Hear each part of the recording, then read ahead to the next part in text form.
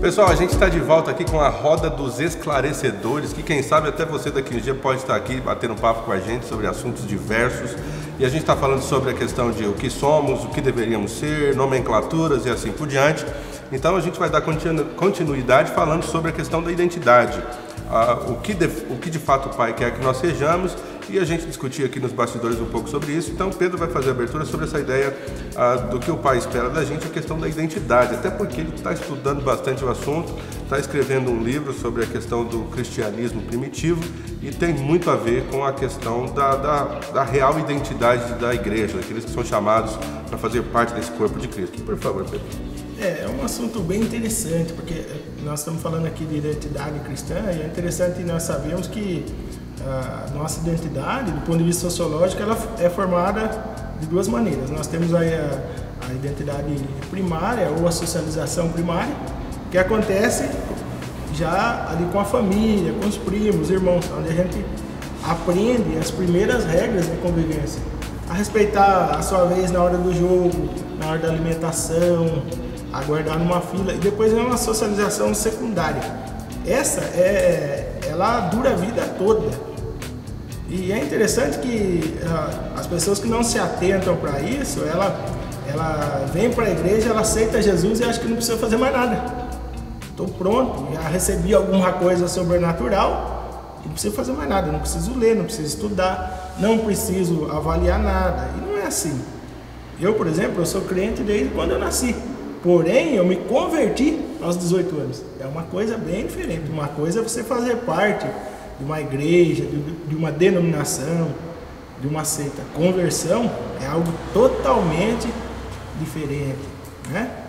E lendo artigos e livros sobre como era o cristianismo primitivo, eu fiquei assim até que chocado, porque tem muita coisa que eu não tinha percebido, que eu não sabia, que chegou ao meu conhecimento. E mais do que nunca eu vejo a necessidade de nós irmos a fundo, irmos à origem de quem nós somos, para que nós somos criados, por que nós somos criados. Isso, uma pessoa que quer seguir a Cristo, que quer descobrir o que o seu Criador espera de si, ela não pode deixar de ler, de examinar, como Jesus incentivou. Se tornar um bereano também. Isso. Você tem que todo dia examinar as Escrituras. Sim. Analisar o que você ouve do pastor, do presbítero, do diácono, de quem quer que seja. Nós precisamos todo dia refletir, ainda que seja sobre um versículo da Bíblia. Sim. Você não precisa ler a Bíblia 1 hora. Se você ler um versículo ou dois e meditar sobre aquilo ali, tem poder suficiente para agregar a sua transformação. Para aprimorar a sua conversão. Dia a dia. Sim. Agora, essa questão da identidade, que assim, mesmo com a sua pesquisa, com o que você está fazendo, à medida que a gente vai conversando, por causa da questão do hábito, a gente fala muito. Que eu também falo, todo mundo fala, eu sou crente de berço, nasci num berço evangélico, a gente fala muito, sou crente desde a infância, a gente fala da questão do aceitar a Jesus, que querendo ou não, é uma terminologia pesada do evangeliquez. Eu aceitei a Jesus. Eu me lembro do dia que eu aceitei. Eu também me lembro do dia que eu aceitei Jesus. Isso é lindo falar dessas coisas. Só que é o caminho inverso, né? Eu acho que ser crente é aceitar Jesus, mas converter é ter sido aceito por Ele. Eu acho que é outro caminho. Fala um pouco sobre essa questão da identidade, como que a gente pode se permitir ser impactado pela vida de Jesus em nós, porque e deixar um pouco essa ideia de que fazer parte da igreja A ou B é que me torna um crente melhor, porque infelizmente muita igreja está cheia de incrédulo, de quem não conhece e de não crer em Deus verdadeiramente. Mas qual que deveria ser o impacto da identidade de Cristo em nós verdadeiramente? É legal esse termo, né, que a gente fala, eu sou convertido, né? É óbvio, a gente entende que aceita Cristo, e como o Pedro falou, da sociedade. É um primeiro passo de conhecer alguma coisa e um segundo constante de continuar conhecendo. Sim. O primeiro emprego que eu tive numa empresa de papelão era quer falar o nome? Porque era na conversão. A gente vai lá cobrar depois. Acho que o Pedro trabalhou comigo também na Penha. Bom, metade da cidade já trabalhou na Penha, né? Então, quem não trabalhou lá, trabalhou na rádio. Exatamente. Então, o legal de você trabalhar na conversão é que você trabalhou lá um grande tempo e nem sabe o que significa a palavra. Certo. Né? Então a gente fala de conversão aqui... É o nome do departamento, não importa saber. E é igual na igreja. A gente fala que é convertido, não importa saber o que é conversão. Então, vamos voltar lá para a empresa. A conversão lá na empresa é a chegada de uma matéria-prima, e essa matéria-prima era trabalhada e ia para a conversão. Essa conversão era o quê? Transformar aquele papel, aquelas folhas de papelão, ou chapas, em caixas, em produtos acabados. É um processo. E é um processo que ficava ali e depois vinha o produto pronto. Então, quando a gente aceita Cristo, a gente simplesmente está iniciando uma caminhada. A gente, tipo assim, eu comecei a entender que eu tenho que acordar todo dia e dizer, nossa, eu preciso me converter. Isso mesmo. Porque eu preciso sempre ser um produto que está sempre melhorando. E a gente crê que a gente está crescendo nessa estatura e a gente não acabou ainda. Não sei se tem alguém aqui que já acabou, que disse que está pronto, perfeito. Só se for um fantasma do Gui. Acho que não. Qual que é a sua ideia nesse contexto de identidade e de transformação? Esse processo de conversão também, entrei na igreja aos 12 anos de idade e, na verdade, tem muita gente que fala que quem não vem pelo amor, vem pela dor. Quando eu entrei na igreja, eu fui pela dor. Não porque eu era um rebelde. Tá? Um rebelde só me tornei depois. Depois que virou crente.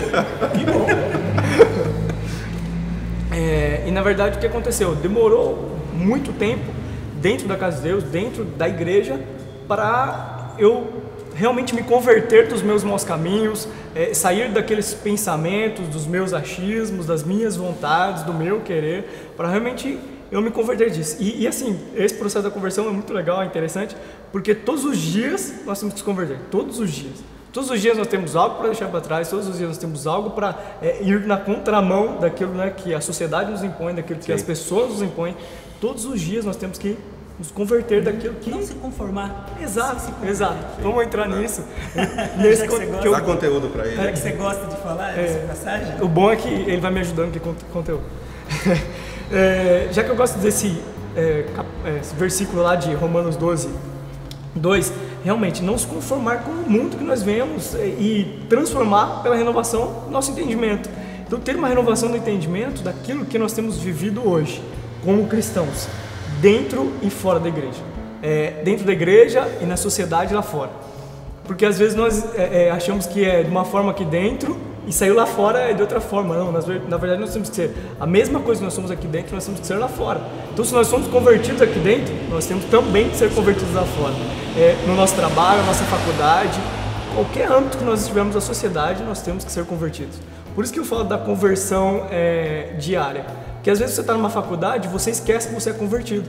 Você entra em algumas coisas ali, em algumas conversas que não te edificam em nada, você entra em algumas situações que não te ajudam e não faz com que você venha descobrir realmente a sua identidade. Não faz com que você tenha uma identidade que se pareça com a de Cristo. Sim. E isso em qualquer lugar. Pode ser no seu trabalho, pode ser em qualquer lugar. E para eu sair disso aí, dessa bananeira que eu fiz... A gente te perdoa. Amém. Da conversão, voltando. Nós precisamos entender realmente o que é se converter. O que é realmente que Deus espera de nós. O que é realmente que... Porque às vezes nós esperamos muito também de Deus, nós colocamos expectativas nele, mas nós também não estamos interessados no que Ele espera de nós, no que Ele quer de nós, no que Ele procura de nós. Legal, é isso mesmo. E tem essa questão que você falou de dentro da igreja, fora da igreja, é fundamental porque meu RG não muda. Na igreja é o mesmo número que lá fora. Exatamente. Minha origem é a mesma e o meu destino deve ser o mesmo. Então eu devo me expressar, lembrando que o meu público-alvo é sempre Deus em primeiro lugar. O que eu vivo é para Ele diariamente. Então não dá para a gente achar que dá para ter a imagem de Cristo durante um culto. Né? Porque até durante um culto alguém pode causar problemas para você tão grandes que você vai ser convidado a manifestar a identidade da carne, né? e do mundo. Então a gente tem que ter esse posicionamento bem claro na gente, para a gente simplesmente zarpar e rumo a a busca, não só busca, mas manifestação da nossa identidade. Não é o que o próprio apóstolo Paulo diz, que a ardente expectação da natureza ou da criatura, da criação, é a manifestação dos filhos de Deus. Então, dentro da igreja, eu posso estar junto com todos os outros filhos mas o mundo espera que eu me manifeste como filho de Deus. É isso aí, a gente volta daqui a pouco, dando continuidade ao assunto identidade, quem somos.